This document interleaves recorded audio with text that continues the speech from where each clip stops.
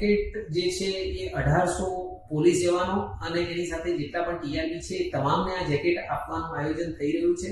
એના માટે આપણી અત્યારે CSR ફંડ મારફતે અને જે પણ ડોનર્સ છે એના મારફતે આ જેકેટ જેટલા બને એટલા જલ્દી તૈયાર કરી અને એમને ડિસ્ટ્રીબ્યુટ કરી શકાય એ માટેનું પ્લાનિંગ છે.